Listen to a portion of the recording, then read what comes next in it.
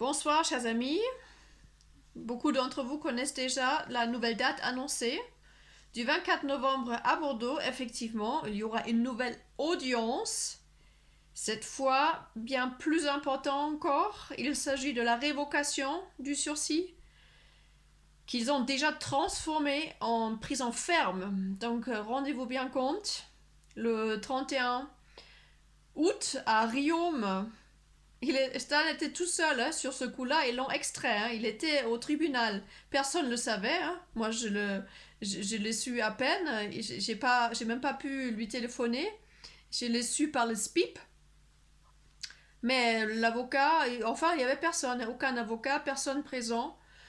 Donc, ils ont révoqué la totalité du sursis de 2 ans en prison ferme.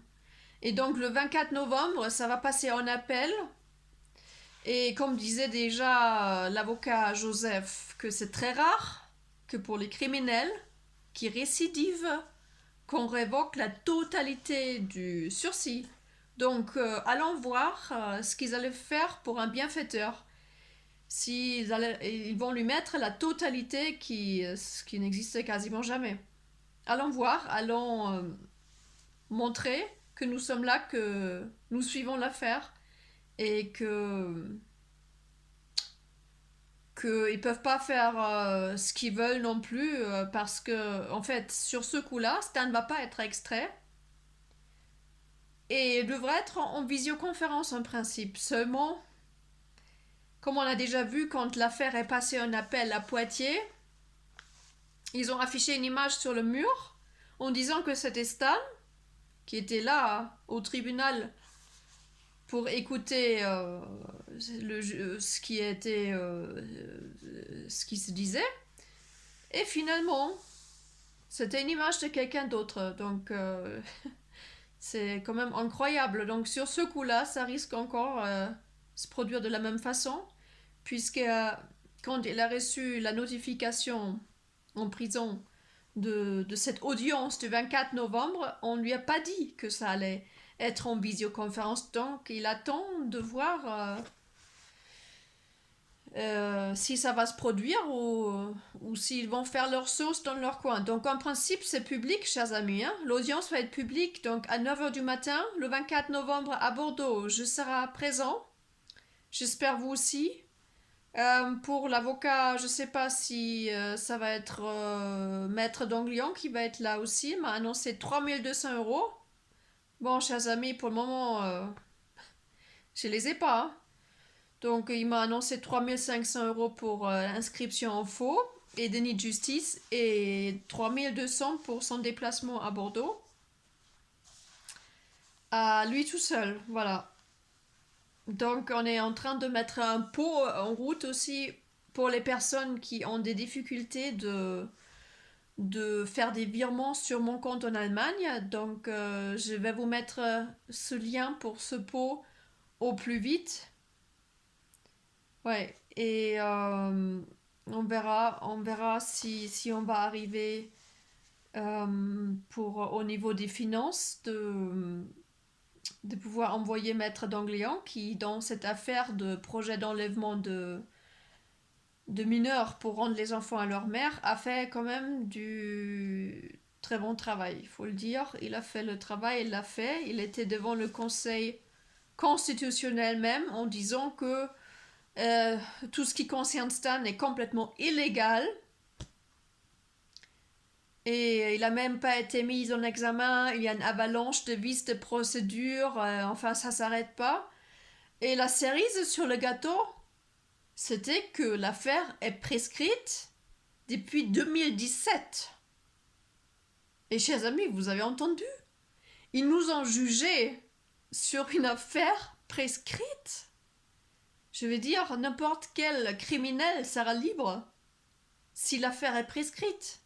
Seulement, pour un bienfaiteur, évidemment, on peut encore, même après que l'invention d'accusation est prescrite, on peut encore arriver de le condamner. C'est pas magique ça?